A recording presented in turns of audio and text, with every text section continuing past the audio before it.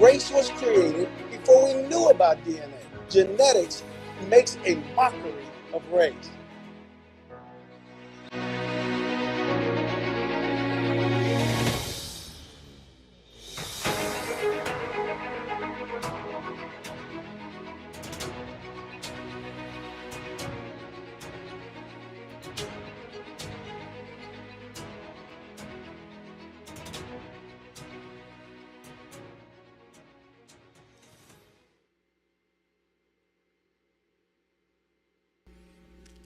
Hello, how are you today? I'm very glad to be with you, and this is a new year. It's a new time.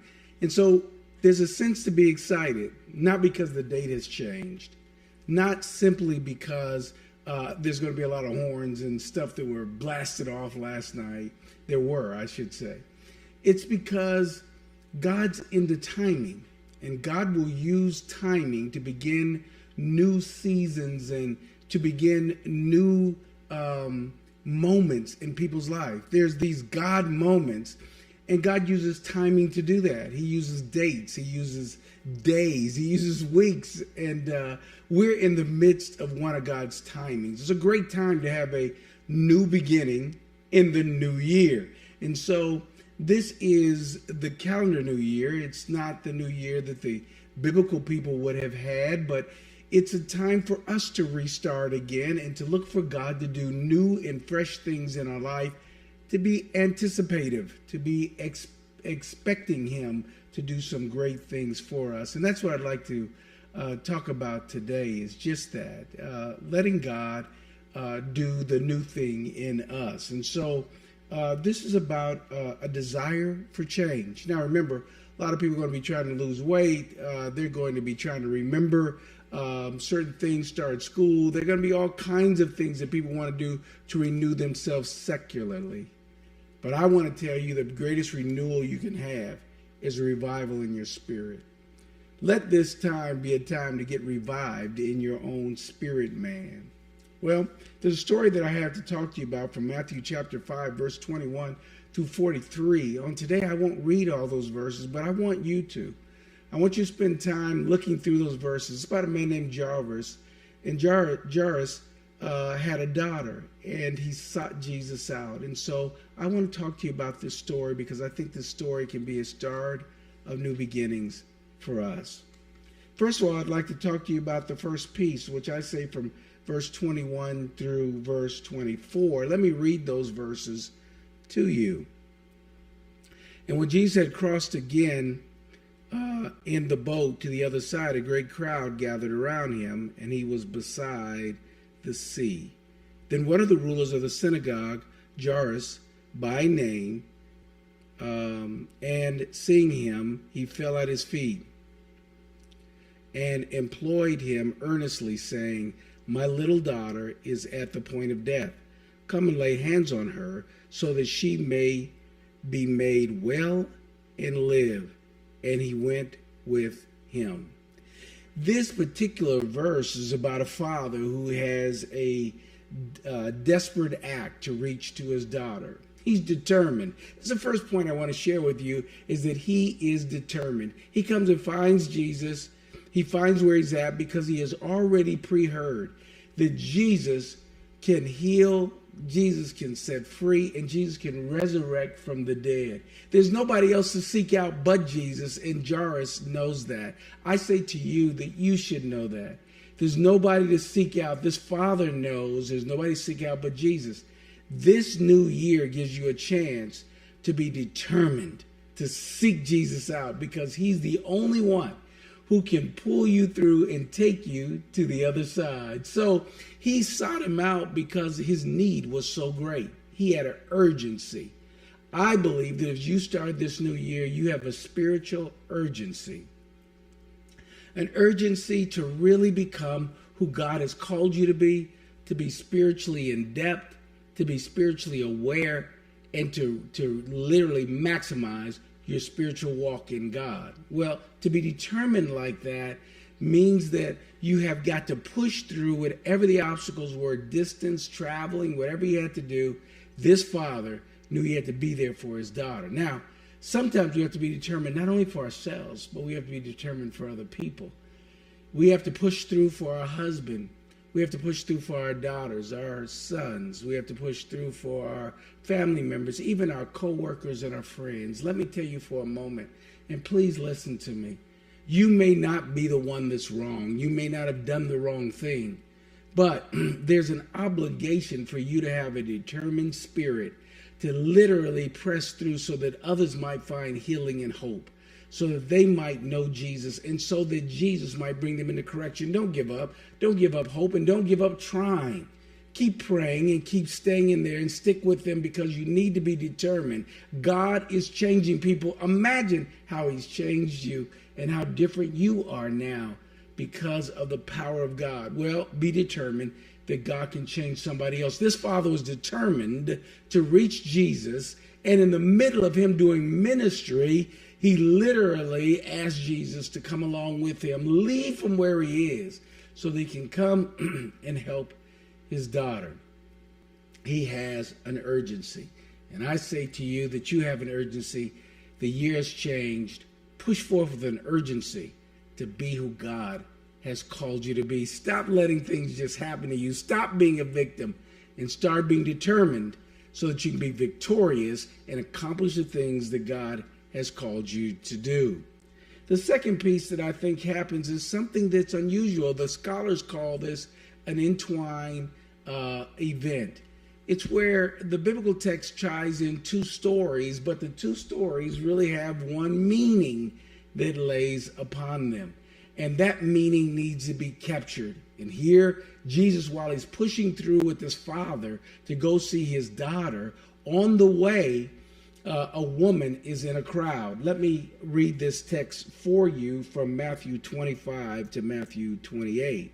And there was a woman who had a discharge of blood for 12 years, and who had suffered much under many physicians, and had spent all that she had, and was no better, but rather grew worse. She had heard the report about Jesus, and came up behind him in a crowd, and touched his garment. For she said, if I touch even his garment, I will be made well. Well, this woman had a flow of blood that was unable to be stopped in her body, and she had it for 12 years. You can imagine the shame and the embarrassment. And she had been to many physicians, but they had not been able to heal her. While Jesus is pressing through to go through and to answer the desire of this father to meet the need of this daughter, he gets stopped on the way. And when he's stopped on the way, there's a woman who presses through the crowd, because she also believes, if I can just touch the hem of his garment, just like the father, if I can just find Jesus, my daughter could be okay. If I can touch the hem of his garment, I can be made well. Well, this woman had been sick for 12 years, just like the daughter. The son had, the woman had got ill the same time the daughter was born. And so they were paralleling each other's life. And at the 12-year mark, this woman met Jesus and now would have a chance for healing. And at the 12-year mark, this little girl would meet Jesus and also have a chance for healing. Jesus is powerful. He is not afraid of time, how long you've been, how terrible it's been, how many years you've been going through. Renew yourself, renew your hope, and renew your faith. Allow God to step in and give you the opportunity to refresh, renew, and restore you again in this new year. He's prepared. 12 years doesn't mean anything to him in terms of causing him to feel overwhelmed. Jesus can overcome and give you victory in whatever's going on in your life. Yes, right now, just stick your hand forward and say, you know what? I need that victory. I need that touch. I will believe and I will have hope, because I know that my Jesus is able to do just that. She touched the hem of his garment. His garment doesn't have a significance in and of itself. You know what? Touching the radio or touching the television or touching the car touching a man's hand, touching somebody's garment, that in and of itself doesn't have healing power. But it's a significant point for your faith to be launched, for your hope to be renewed. So we all need those points of reaching out and touching. So it is as if we're touching the hem of his garment so that we might be able to feel the virtue of his power. I say to you right now, reach out, touch the hem of his garment. See yourself, imagine yourself touching Jesus's robe so that you can feel the virtue and the power of God overcome you. Doesn't matter how long, because God is able. And it is in that God brings about healing. Here's Jesus on a traveling trip to answer this father's request, but in the middle of it, somebody gives an interruption. They persevere and they push through.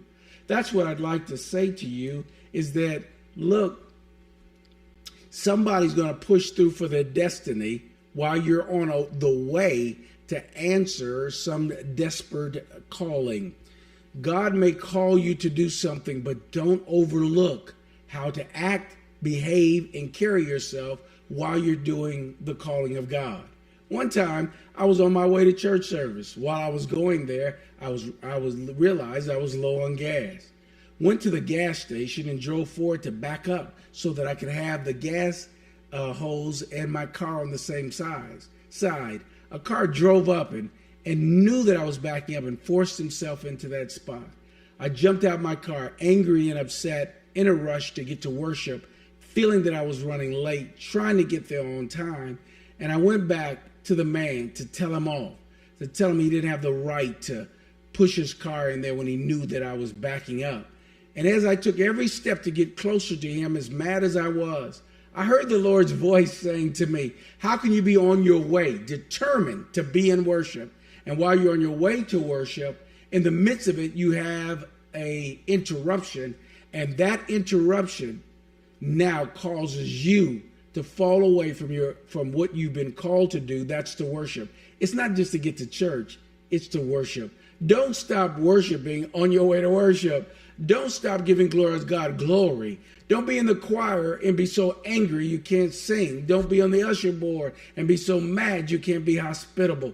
Don't be on the elders board and be so overtaken by other people's attitudes and revenge that you can't minister and you can't be godly.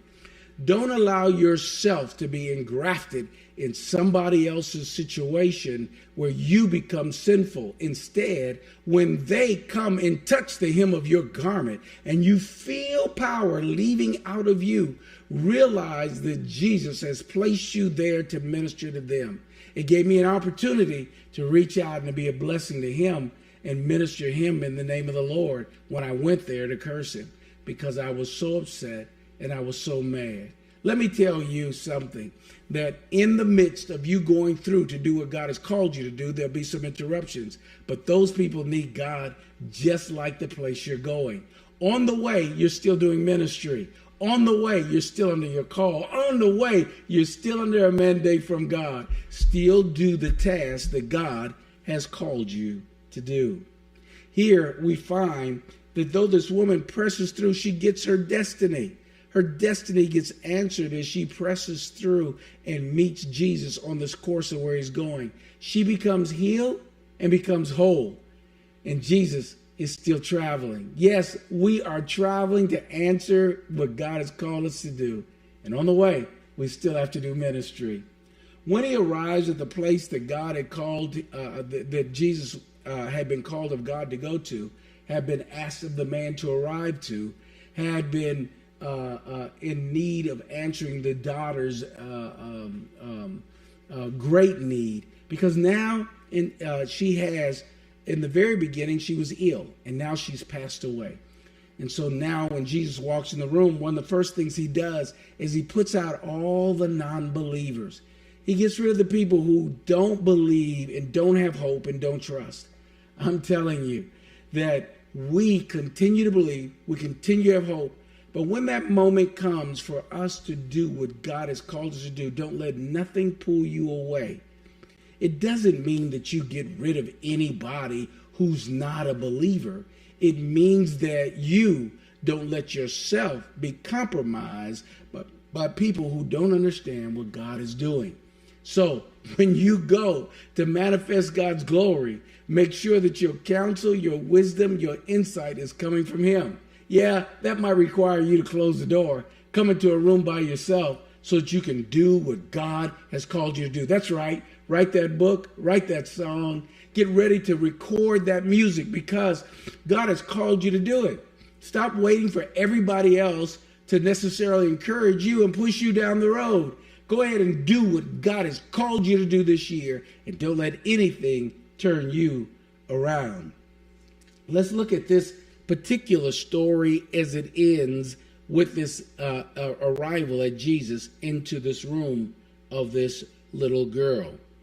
In verse 42, and immediately the girl got up and began walking, for she was 12 years of age, and they were immediately overcome with amazement. And he strictly charged them that no one should know this, and told them to give her something to eat. Oh, my Lord. He said after he laid hands on her, raised her up from the dead after she was dead, he wanted to now it be advertised, publicized, witnessed, so that it would be testified that this young girl has been healed by the power of God. And so he tells her to get up and to eat. Bring her food because she is alive. Only alive things eat. And things that have life need food. And so here it is. This young lady needs food and she is alive. So when he arrives, I tell you that this is the point that we get here where we're at the point of death. But God can do something about things that have died. God can bring things that have died back to life. Look, if we want to have a revival in our life, we have to be determined. We have to be going after our destiny, and we have to be prepared to die, because revival means to bring you back to life, so God can resurrect us and bring us back to life. Yes, die to all those things which are ungodly, which don't have anything to do with you accomplishing your spiritual mission. Get rid of those things. Get those things out of the room. They're stopping you from getting to where God has called you to get to. Procrastination, be gone. Tiredness, slowness, be gone. Demons, be gone. Demonic effects, be gone. The devil, be gone. So that you might accomplish what God has called you to do. Die out to those things so you might be made alive in Christ Jesus. Yes, in conclusion, we have to make sure that we are desiring change that we have pushed with determination, with knowing we have a destiny, and pushing so that we might die, so that we might live again in Christ Jesus. Let this new year bring out newness in you, I pray, in Jesus' name.